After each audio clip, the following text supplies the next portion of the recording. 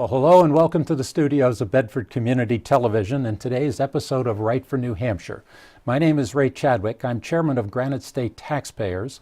Granite State Taxpayers was founded in 1990, and it is an organization that is intended to inform and motivate New Hampshire taxpayers and influence the legislature on their behalf. So we advocate for things like lower taxes and efficient government. So we're always happy to have with us people who are also engaged in a similar endeavor to protect taxpayers from the expansion of government. And today we have with us a nationally known figure from Americans for Tax Reform, and his name is Grover Norquist. Grover, thank you for coming down today. Delighted. Great to have you here in New Hampshire. Yeah. So tell us a little bit about Americans for Tax Reform. How did you get involved in that? You actually started it, right? Yeah. When I got out of college, I went down to Washington, D.C., and I became executive director of the National Taxpayers Union. Right, yes. Which at the time, 78, 79, was the only national taxpayer group. Yeah. That was the year of Proposition 13 in California. Oh, yeah. And when I was down there, I worked in maybe 18 states. We got a dozen states to pass measures like Proposition 13, limiting taxes and spending. Right. And then I went back to business school, came back down to D.C. In '85, President Reagan was looking to pass tax reform, what became the Tax Reform Act of '86. Exactly. And he set up Americans for Tax Reform, the Reagan White House did. And then they asked if I'd run it because they knew that I'd worked in this zone. So I said, sure, I think it'd be very helpful.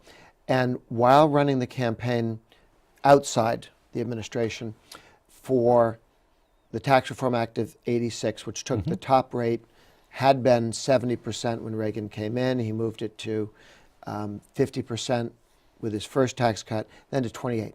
28% top rate right. as part of tax reform. Sure. And there was a concern that as you took the rate down and broadened the base, maybe it would be a net tax increase, because tax reform before Reagan was a code word for tax increase by getting rid of deductions and credits, leaving the rates where they were, right? Yeah. So tax reform was almost a dirty word because everybody knew that it was a dirty trick to raise taxes. So what we did in order to make it possible for Republicans to feel comfortable negotiating, we created a Taxpayer Protection Pledge, which is a pledge: I will vote against and oppose all efforts to raise tax rates or to broaden the base and let rates come down dollar for dollar. In other words, something that would actually make it more revenue money, neutral. Revenue, yes. Yeah. Revenue so as long as it neutral. doesn't raise money, it's okay. Yeah. You can cut taxes, you can reform them, but you can't reform them up. Yeah. And we got 100 members of the House and 20 in the Senate in 1986. Yeah. The President of the United States all took that pledge. And that's when things really happened, and we were able to pass meaningful tax reform. Rates came down, broadened the base, improvement over where we were. Sure. But then we didn't do tax reform for another 30 years until just last year. Just last year. So we had some cuts here and there, and the Democrats would raise taxes.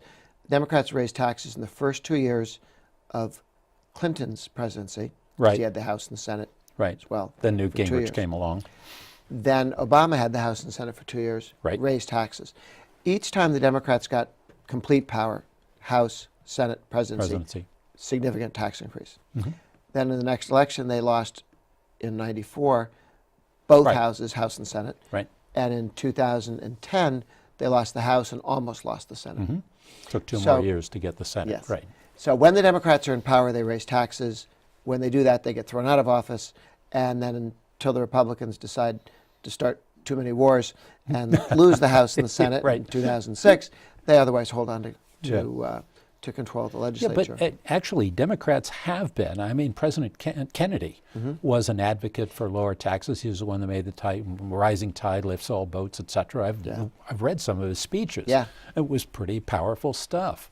So even then, they were aboard this. Yeah, Kennedy harkened back to the Coolidge tax cuts, where we reduced marginal tax rates and the economy grew very strongly in the 20s. Then Hoover agreed to tax increases, tariff increases actually, and that slowed the economy. And then he raised the 25% top rate income tax up to 75. Yeah. And then you had the Great Depression. Right. So Hoover raised taxes, raised tariffs, boom, 10-year long depression. Kennedy wanted to be a tax cutter and was. He did a tax cut almost identical to Reagan's back when he got elected. 60. Well, it's 63, 64. It 63, actually yeah. passed after he passed away. Right. But it was his bill. So you're quite right. The Democrats used to be a party that was willing to cut taxes. FDR, when he ran for office and beat Hoover, promised to keep the gold standard and cut spending by 25% across the board. Not quite what he did, Not quite what he did. but it is what he campaigned on. Yeah. And that helped him win as a Democrat. Now the two parties have separated themselves out. Yeah, pretty significantly, I It think. is. When we cut taxes under Trump this last year, maybe 10 Republicans didn't vote for the tax cut. Right. All would tell you they were largely for it, but there was this little thing here or there that like passed. Then on the Democratic side, every single Democrat voted against the tax cut, House and Senate. So of all the issues, I mean, there are Democrats who won't steal your guns. There are Democrats who are pro-life. There are no Democrats that are pro-taxpayer, that won't raise your taxes.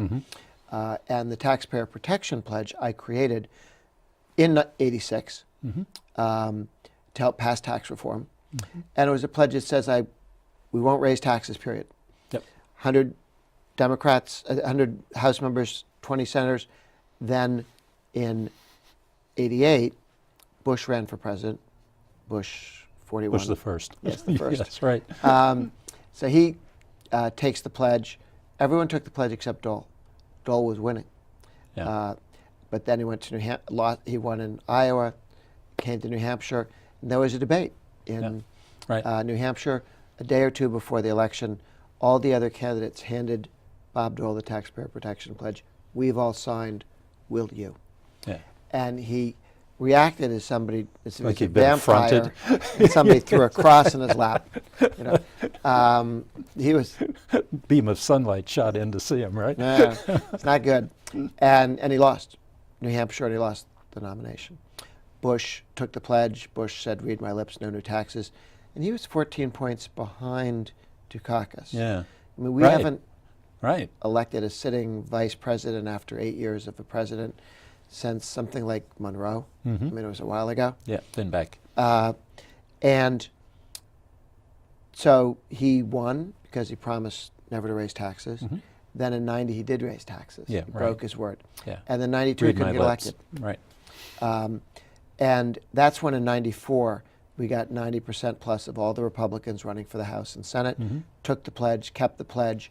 And the first time the Republicans ran as the party that will never raise your taxes, period.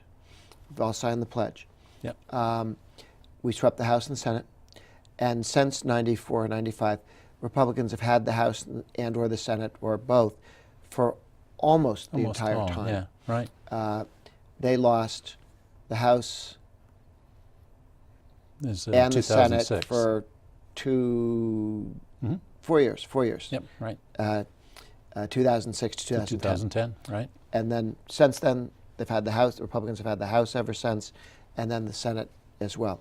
So the tax issue is not only the issue that divides the two parties, it's the most powerful issue Republicans have. It's the most damaging issue for Democrats. And it has sorted the two parties out during Reagan's lifetime Sure. in a way that had never happened before. Remember, we used to have conservative Democrats and liberal Democrats. Yeah, and which really weren't all that far Republicans. apart, yes. But on some issues, there were Democrats from the South that weren't Right, excited about true. big government quite Yeah. that large. And there were Northern Republicans who were willing to have big government. The two parties are now pretty much parties of principle. And that means they're going to disagree and have fights. Yeah, which is actually not a bad thing. Very People helpful. sometimes decry partisanship, but when you have two different and competing sets of ideas, roadmaps for the country, they should be able to fight this out. And basically, the voters get to make a choice. You know, it's a necessary thing. Meaningful parties gives you clarity. Who's on which Right, team? right, exactly. why. Yeah. You know, it's fascinating to me also when you speak about things like tax pledges or tax reductions, that there is so much turmoil over it, because the average individual, you know, when you sit back and you don't have to think about it much, it's either I get a paycheck with 100, whatever it is, and the government will take 15 of that, or the government will take 10, leaving me with more things to spend on what I want. Yeah. It's a choice for freedom. It's a choice for less manipulation. And it's hard for me to understand why any political party wouldn't realize that's a winner. Well, the modern Democratic Party has as part of its constituency a lot of people who benefit from government spending. Well, that's true, too. So you have right. certain unionized government workers, you have people with government contracts, you have people who get welfare, and so a lot of people go, I get money from the government, so I should always vote for the candidate who will raise taxes so I can keep getting money, a job, support, whatever. Yeah, but it's all so somebody else can pay more taxes. Yes, unfortunately somebody else has to pay more taxes Right. for that. The rich. But that it does explain why the Democrats shifted on tax policy. They're the party of tax recipients rather than taxpayers at present. The party of government, Yes. basically. The government as the solution to whatever problem, just let me know your problem, and if you're a big enough group, I'll help assuage it. Yeah. But even so, I think the question, this goes back to one of the things Romney said. He was concerned about whether or not, what was the tipping point where you get more people on the recipient end than you are on the paying end. This is also pretty much the thesis of the book Atlas Shrugged, which that's true. was a fascinating preview, and some of the things it suggested are actually going on, or were going on. But I still come back to the same thing. It's better for freedom. It's better to choose. It's better for the economy if you have more money in your own pocket to spend on what you think is valuable, rather than some bureaucrat in Washington, or in our case, Concord. It just seems self-evident. No, it is, but that's the fights you have. The other thing that people tend to get a little confused about, that people talk about how unpleasant the conversation has gotten, how harsh the rhetoric. I understand it, and you'd always like to have quieter conversations rather than loud. Comedy. Yes, certain committee. Committee, yes, not idiot. But the reason for that, of course, is that 50 years ago, everything was bipartisan. Conservative Democrats and conservative Republicans would argue with liberal Republicans and liberal Democrats. And if you're watching the playing field, skins and shirts told you nothing. Yeah, where are the Republicans, where are the Democrats? Well, the liberal Republicans and the liberal Democrats are here, and the conservative Republicans and the conservative Democrats over here. During Reagan's lifetime, they've sorted out to where if you have a more limited view of the role of government, the government should do a few things, try and do them well, leave people alone in their lives, you're Republican. If you have a very expansive list of things government should do, and the powers it should have over the individual, and the choices of individuals should sort of be limited by the government. You can't have a big gulp. You're not allowed to vape, or these other things that the government wants to tell people not to do. Those are two very clear groups. And people get to choose where they want to be between those two. But it's also why when they fight, it can be pretty tough, because compromise is it's easy. Yeah, it's hard to. It's easy if Richard Where's the Nixon wants middle to ground? raise taxes a little, and Ted Kennedy wants to raise taxes a lot, because then you can compromise between raise taxes somewhat. Right. But if one party wants to raise taxes and one party wants to cut taxes, there is no compromise. Yeah. If Well, the only taxes go up- compromise is leave it where it is, I suppose, right? Yes.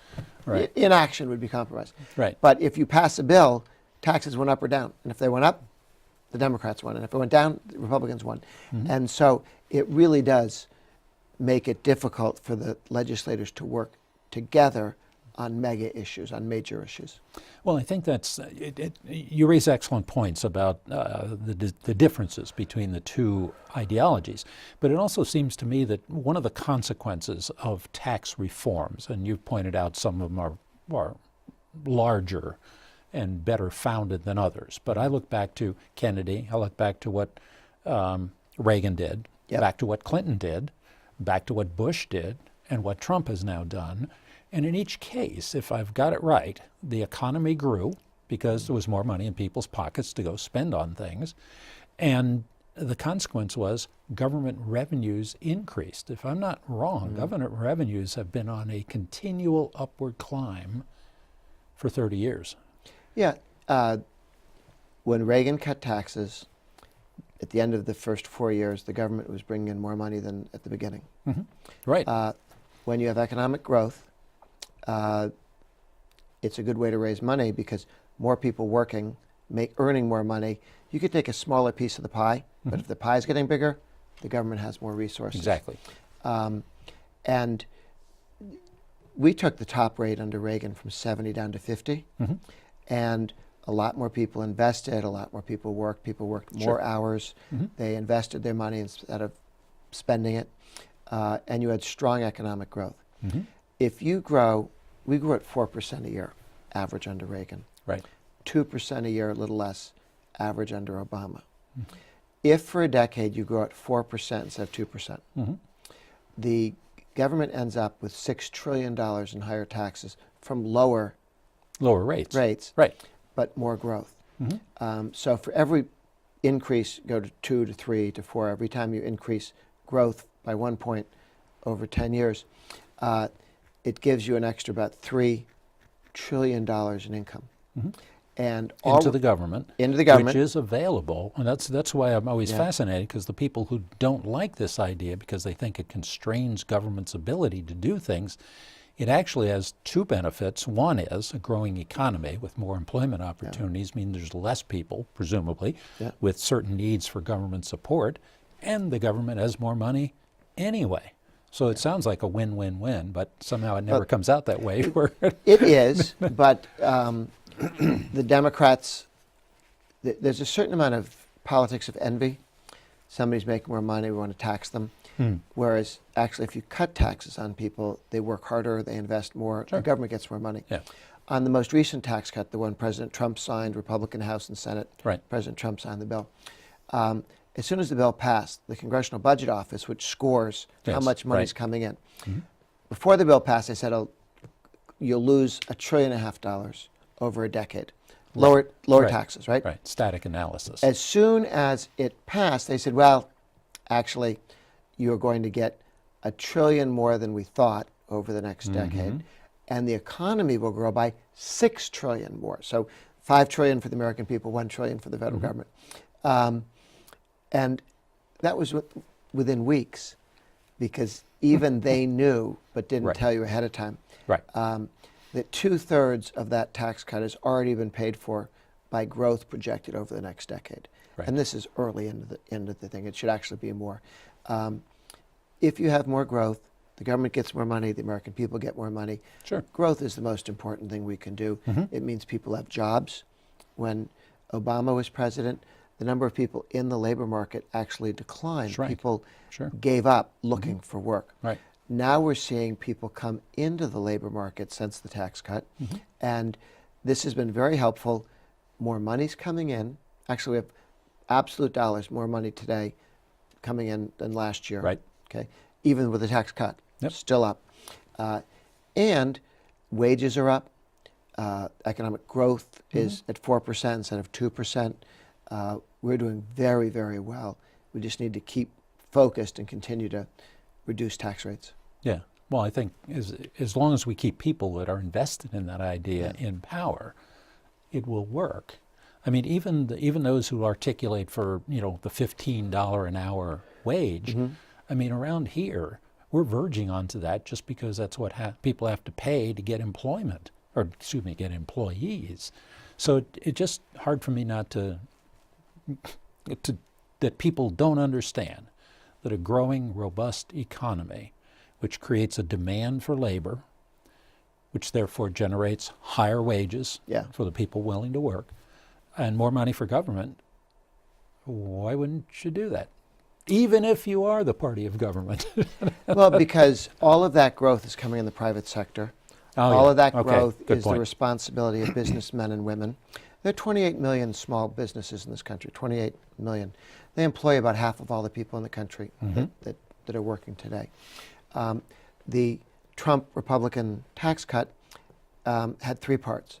Reduced individual tax rates. Every American has lower tax rates today than they did before the tax cut. Everyone, richest, top poorest, to middle, bottom. all that. And corporations, we were at a 35% tax rate for companies. We took it to 21. When we were at 35, which we've been at since 1986, so for 30 years Right. we were at 35% tax rate. Communist China's at 25.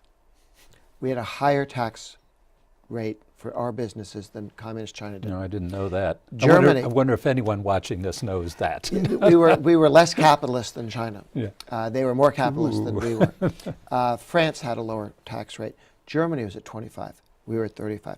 So other countries would say, don't invest in America. They take 35% of everything you earn. Yeah. Invest in our country. We take 25. Yeah.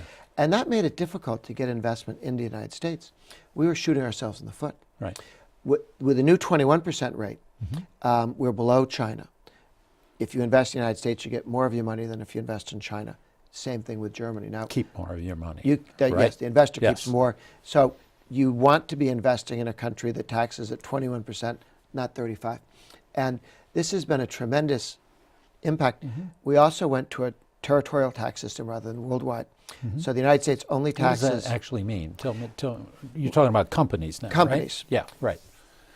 companies around the world, other countries, you only pay business taxes What you earn in the country. in France. You're in France, France taxes you. Right, right. A French company lives in the United States, America taxes them. They want to bring the money back to France. Great.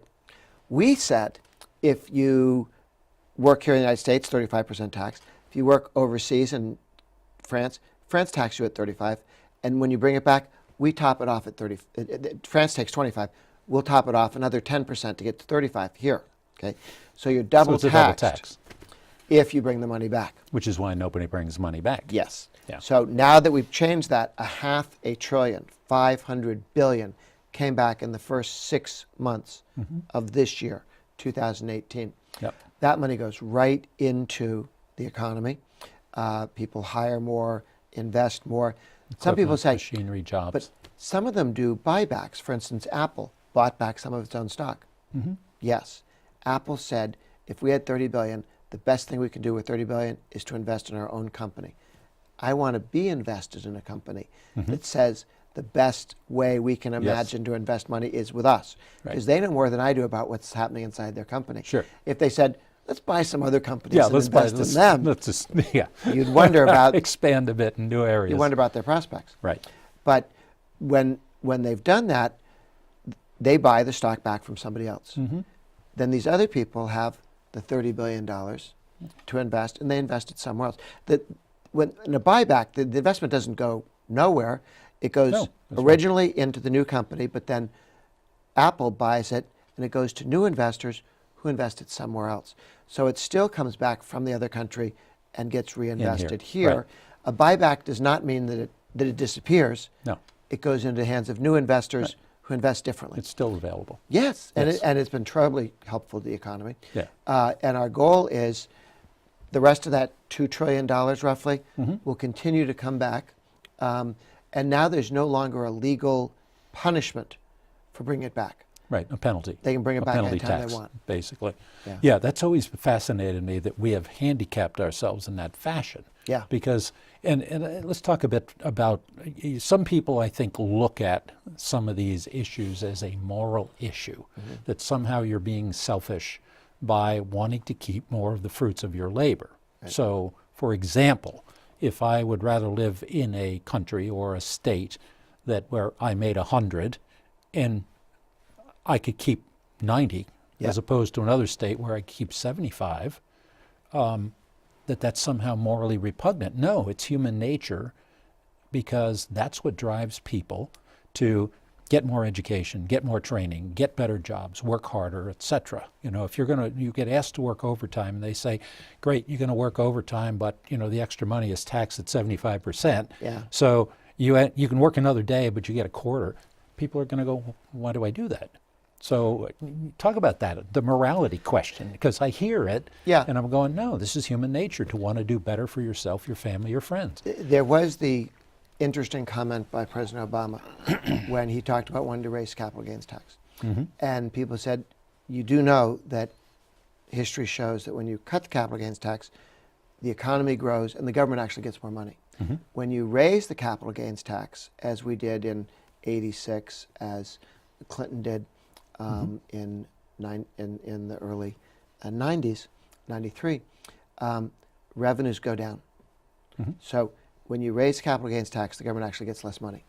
And somebody said to Obama, wouldn't you rather have lower capital gains taxes and more money for the government to spend?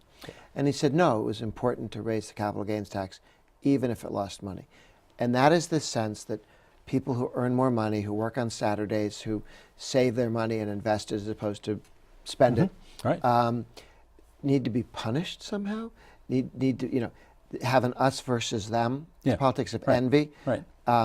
Doesn't work well in the United States.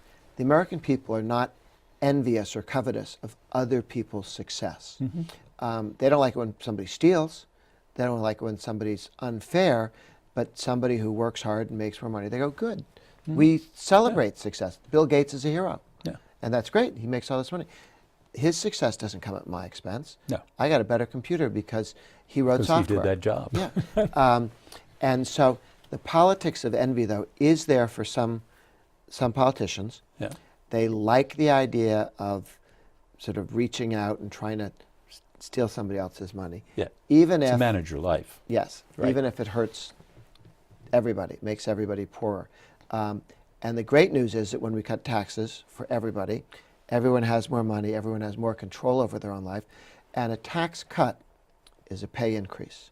When 90% of Americans got a tax cut thanks to the Trump Republican tax cut, then 90% of Americans had more take-home pay. When the Democrats under Obama or Clinton raised taxes on everybody, because they raised taxes on gasoline, which you drive a car with, they cut everybody's pay. Their take-home pay got reduced because their taxes were higher. And I think it's a good idea to raise people's pay by reducing taxes. I agree. Well, time has gone by for us here. We have about 30 seconds. Why don't you sum up in one very pithy statement why it's important to keep pressing government to reduce taxes? So, when you say we're not going to raise taxes, it forces the government to reform government. If tax increases are available, then people can always simply raise taxes instead of reforming government, instead of fixing problems. So the only way we ever get government reformed is when you say, no tax increase, period. Let's reform government so it costs less. And that reform gets you better government, and it leaves more money in the hands of working men and women, and they can decide how to run their own lives. And so the challenge we have is grow the economy, give people more freedom, let's get the government more efficient. Let's, the things the government started to do 50 years ago that don't make sense today, let's stop doing those. Let's work to reduce the size and scope of government to maximize the take-home pay of every American. And give us all more freedom. Grover, thank you for stopping in. It's really great to hear from you. This has been an excellent discussion. Good to be with you. So good to have you here.